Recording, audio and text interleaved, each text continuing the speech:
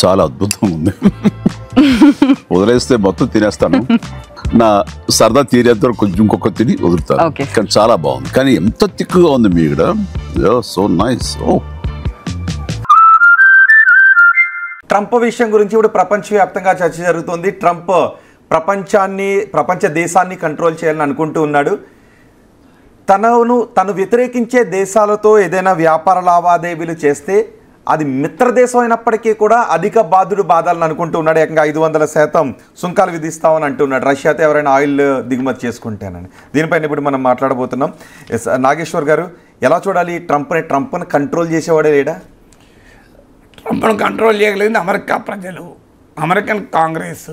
ఆ ప్రయత్నాలు కూడా జరుగుతున్నాయి. అమెరికన్ కాంగ్రెస్లో ఏకంగా ఒక బిల్లే పెట్టారు. సో ఇలా టారిఫ్లు విధించేలా లేదా ఇతర దేశాలపైన యుద్ధాలు చేసేలా రాష్ట్ర అధ్యక్షుడికి అధికారాలు లేవు అని. ఎందుకంటే that is only the powers of the Congress. ఒక దేశం పైన యుద్ధం ప్రకటించాలన్నా అది కాంగ్రెస్ నిర్ణయం. అందుకే ట్రంప్ చాలా జాగ్రత్తగా ఇరాన్పై జరిగిన మిలిటరీ దాడిని యుద్ధం అనలే. యుద్ధము అంటే ఖచ్చితంగా కాంగ్రెస్ ఆమోదం ఉండాలి. అలాగే ఇప్పుడు టారిఫ్లను విధించేది కూడా కాంగ్రెస్కున్న అధికారం. ట్రంప్ ఎగ్జిక్యూటివ్ ఆర్డర్ల ద్వారా ఈ పని చేస్తున్నాడు. ట్రంప్ అమెరికా రాజ్యాంగానికి తూట్లు పొడిచే పనులు చాలా చేస్తున్నాడు. ఉదాహరణకు మీకు మన రిజర్వ్ బ్యాంక్ ఆఫ్ ఇండియా లాగా అమెరికాలో ఫెడరల్ రిజర్వ్ ఉంటుంది. దాని అధినేత అయిన జెరోమ్ పవెల్, అది ఇండిపెండెంట్ ఆర్గనైజేషన్. ఆర్బీఐ లాగా అది కూడా ఇండిపెండెంట్. కానీ రోజు ఆ జెరోమ్ పవెల్ని అటాక్ చేస్తున్నాడు. అమెరికన్ సెంట్రల్ బ్యాంక్ అటానమీ పైన అటాక్ చేస్తున్నాడు.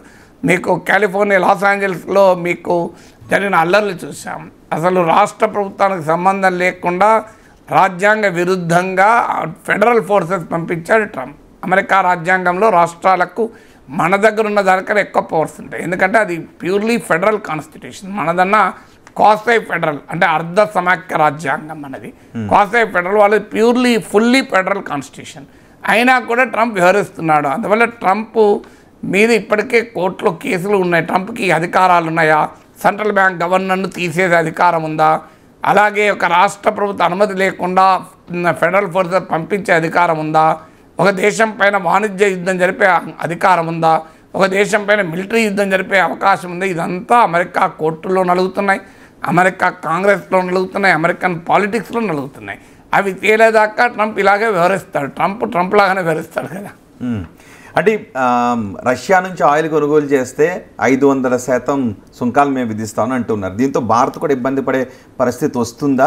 అసలు ఈ ట్రేడ్ వార్ ఎక్కడ వరకు దారితీసే అవకాశం? అంటే తప్పనిసరిగా వస్తుంది. ఎందుకు వస్తుంది అంటే లాస్ట్ మంత్ భారతదేశం దిగుమతి చేసుకున్న ఆయిల్లో 43% రష్యా నుంచి దిగుమతి చేసుకున్నాను.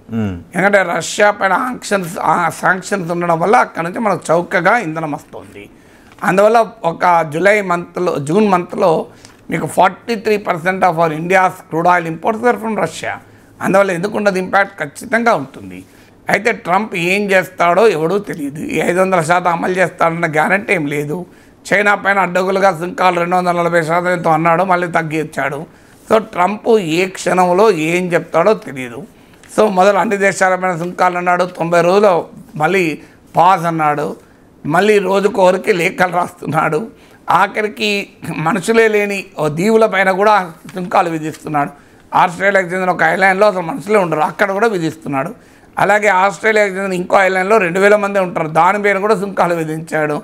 అసలు మీకు కేవలం 180 మిలియన్ మడగాస్కర్ కంట్రీ ఉంది. ఆ కంట్రీతో అమెరికా టోటల్ ట్రేడ్ $180 మిలియన్, అంటే 0.002%. ₹1000 ట్రేడ్ చేస్తే 2 పైసలు.